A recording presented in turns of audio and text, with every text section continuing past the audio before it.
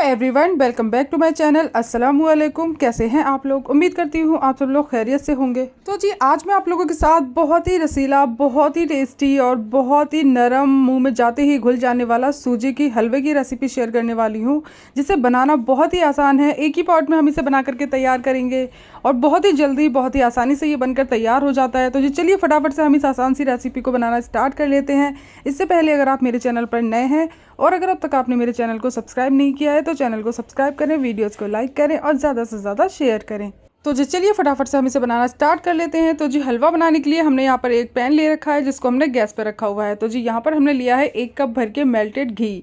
हलवे को अगर घी में बनाया जाए तो वो बहुत ही ज़्यादा स्वादिष्ट, बहुत ही टेस्टी बनकर तैयार होता है। तो जी यहाँ पर मैंने घी ले लिया है, मेल्ट करके लिया है जिससे कि नापने में आसानी हो।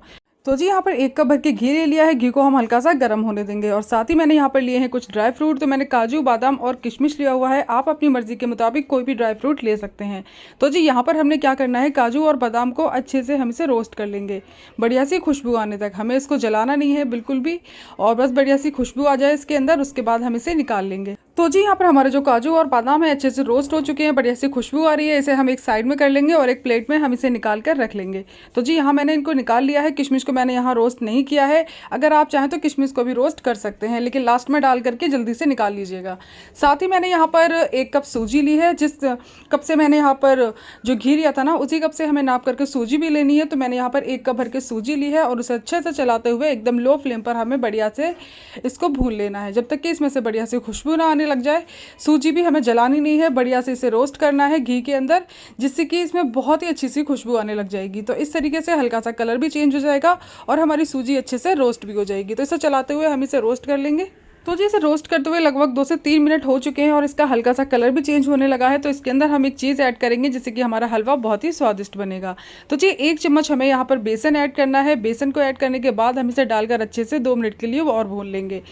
बेसन डालने से क्या होता है, हमारा जो सूजी का हलवा है ना, वो बहुत ही टेस्टी बनकर तैयार होता है।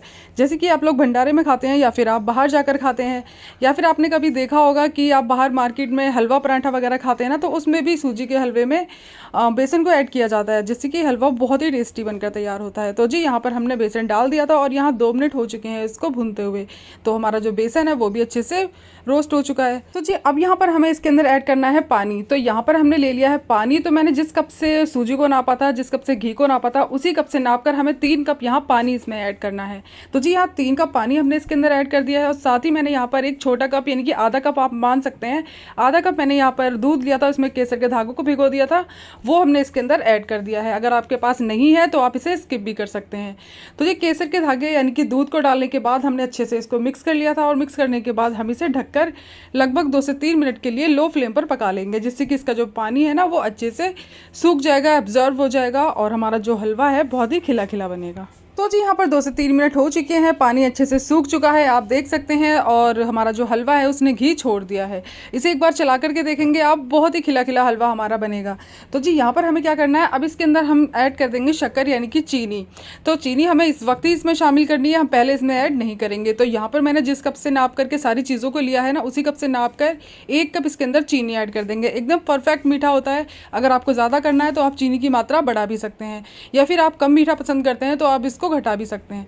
तो यहाँ पर मैंने 1 कप चीनी इसके अंदर ऐड की है और चीनी को डालने के बाद हम यहाँ फ्लेवर के लिए इसमें हरी इलायची का पाउडर ऐड करेंगे। आप तो फ्रेश इलायची को कूट कर भी डाल सकते हैं, उससे भी बहुत ही बढ़िया फ्लेवर आता है। तो जी यहाँ पर सारी चीज़ों को डालने के बाद हमें अच्छे से मिक्स कर लेना है और जैसे आप इसको मिक्स करेंगे ना, तो चीनी जो है वो अपना पानी छोड़ेगी और हमारा जो हलवा है एकदम परफेक्ट कंसिस्टेंसी में आ जाएगा। तो जी यहाँ पर आप देख सकते हैं एकदम बढ़िया, एकदम नरम, मुलायम और बहुत ही खिला खिला हमारा जो हलवा है वो बन चुका है।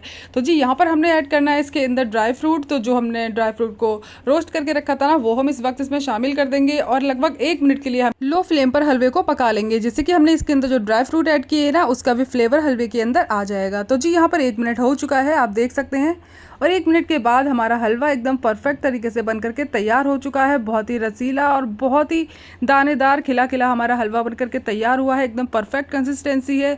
सही माप के साथ मैंने आपको सारी चीज़ें बताई हैं। अगर आप इस तरीके से सारी चीज़ों को फॉलो करेंगे तो आपका हलवा भी बहुत ही टेस्टी बनकर तैयार होगा। तो जी यहाँ पर एकदम परफेक्ट हलवा हमारा बनकर के तैयार हो चुका है। गैस का फ्लेम हमने ऑफ कर दिया है और यहाँ पर आप देख सकते हैं बहुत ही गजब का हलवा हमारा बना है।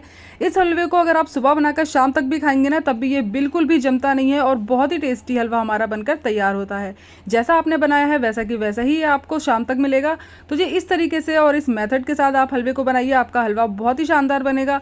तो जी फटाफट से आप इस हलवे को अपने घर में बनाइए, खाइए और एंजॉय कीजिए अपनी फैमिली और फ्रेंड्स के साथ। और साथ ही मुझे कमेंट करके ज़रूर से बताइएगा कि आपको मेरी ये रेसिपी कैसी लगी। रेसिपी पसंद आई हो तो प्लीज़ मेरे चैनल को लाइक, शेयर और सब्सक्राइब करना बिल्कुल भी ना भूलें।